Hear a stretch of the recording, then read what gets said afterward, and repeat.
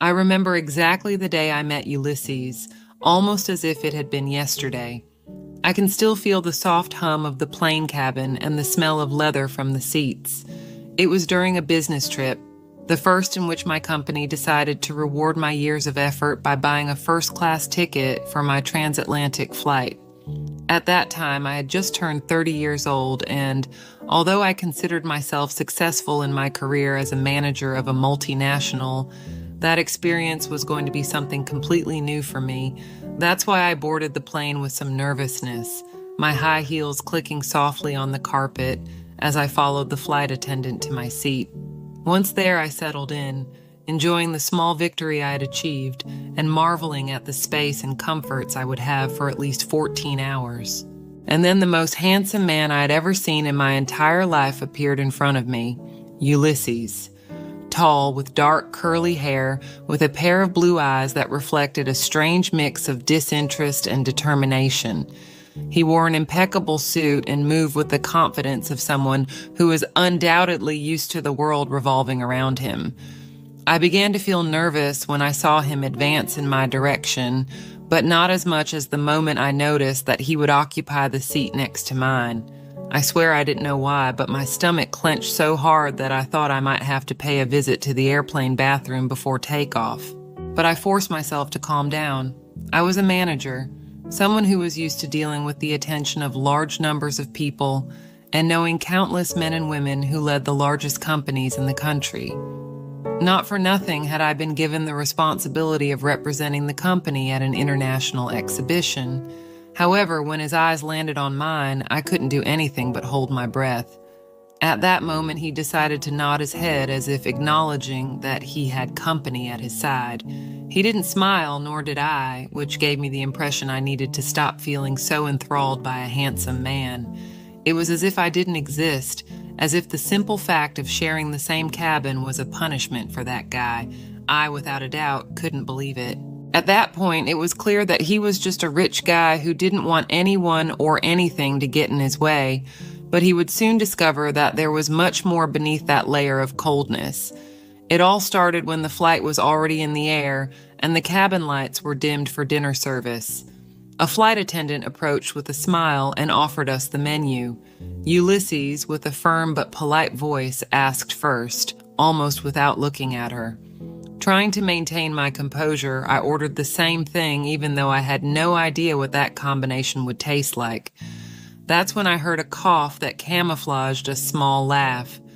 I turned to look at him and noticed that the corners of his eyes had extended and that he was covering his mouth to prevent me from seeing what was underneath.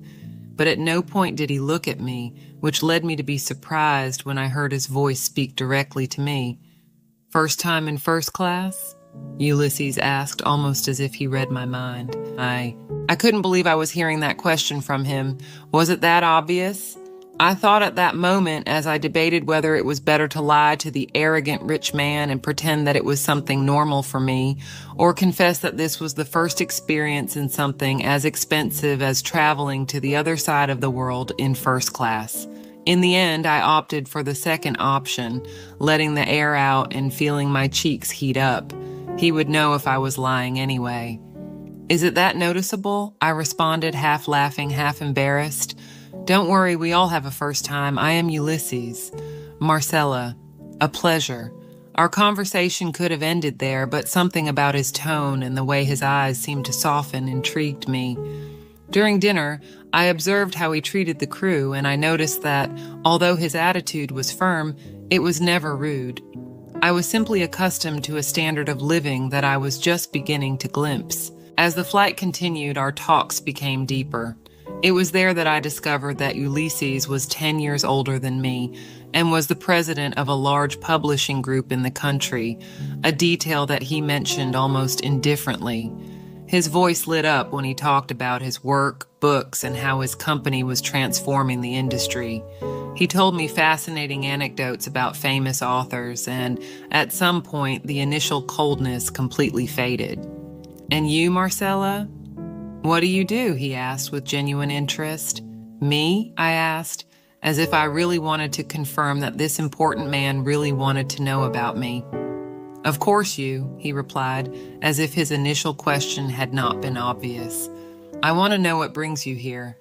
I work as a manager in a multinational, I said. So, are you on vacation? I chuckled as I shook my head. No, in fact, this trip is for business, I said. Although I must admit that I will take the opportunity to get to know a little more about the place. It is the first time I have traveled to this city. You're going to love it, he assured me. The night progressed, and the plane seemed like a small universe apart where Ulysses and I got lost as the seconds passed. Suddenly, it seemed like we had known each other all our lives, because we began to tell our most intimate secrets regardless of whether the other person was trustworthy or not. I also realized that I had misjudged him.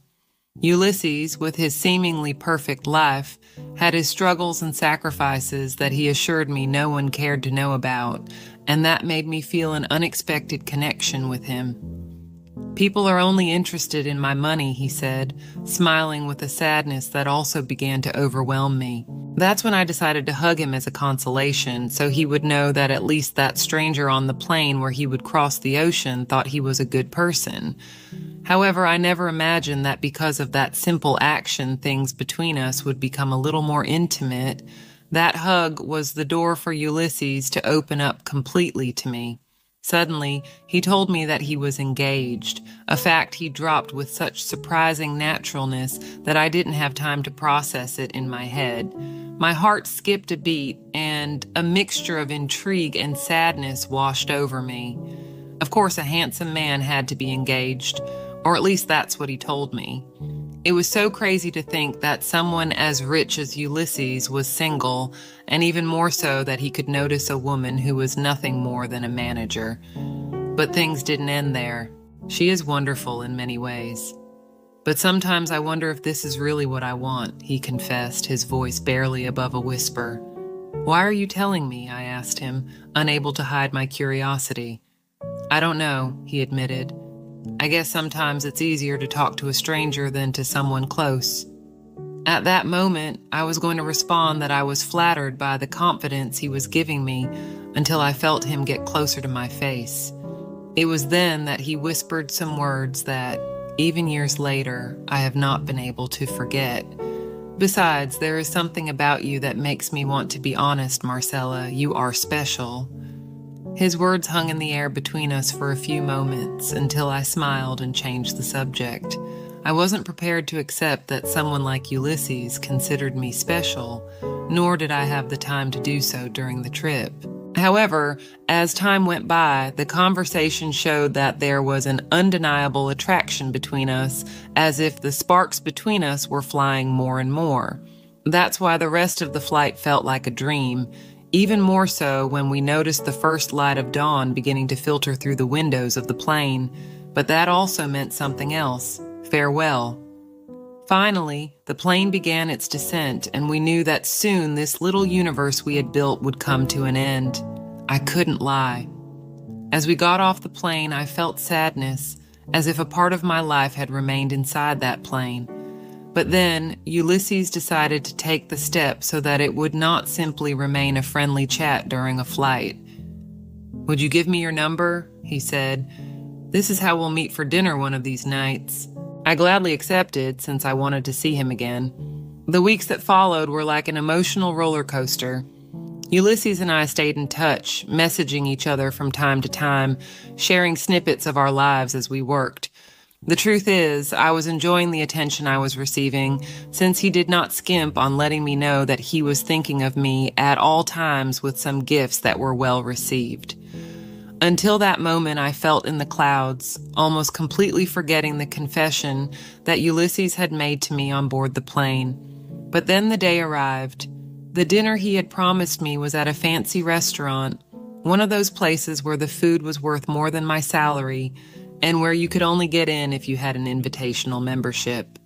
Ulysses was already waiting for me with a smile that illuminated the place, and I couldn't do anything but sigh inwardly. You look incredible, he said when I arrived, and I felt like I was melting inside. The night was going perfectly, so much so that it seemed like I was living a fairy tale. I'm not going to go into details, but it was natural that, with the attraction we felt the obligation and need to explore that spark in private. But while I was there, satisfied and happy, Ulysses turned his back on me to release the words that would tell me that my life could not be rosy. "Marcella, this will be the last time we see each other," he said. "That? Why?"